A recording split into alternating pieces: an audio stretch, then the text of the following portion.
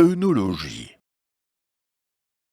La passion que peuvent afficher avec fierté certaines personnes à l'égard des bons vins est le plus souvent non pas un amour véritable pour cette boisson alcoolisée millénaire, mais un pur snobisme qui prend racine dans le besoin obsessionnel de l'individu de reconnaissance et d'appartenance au groupe.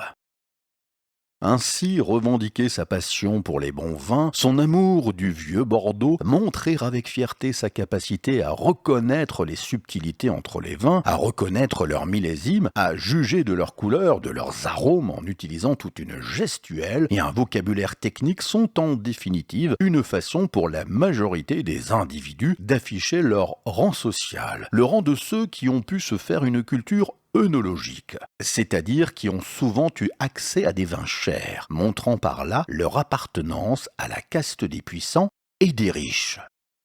Montrer sa culture œnologique est donc inconsciemment une façon de revendiquer son rang social, d'afficher sa puissance énergétique, sa capacité à boire cher et souvent permettant par là d'affirmer son rang ou d'essayer par la maîtrise de ses codes de rentrer dans la caste des puissants.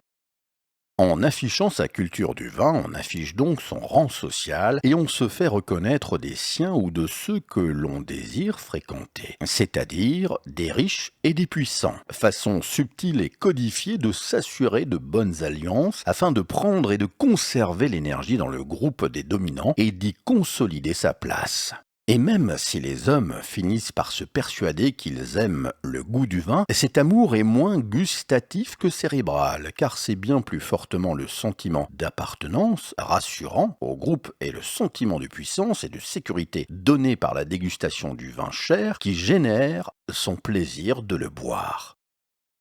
Ainsi, quand deux riches parlent de vin, ils s'assurent le plus souvent d'une façon non avouée que leur interlocuteur fait partie de leur caste et qu'ils pourront éventuellement faire affaire avec. Et quand, au cours d'un repas entre amoureux, un vin cher est commandé, c'est souvent un moyen pour la femme de tester la puissance énergétique de l'homme et pour l'homme, un moyen d'afficher sa puissance et son rang.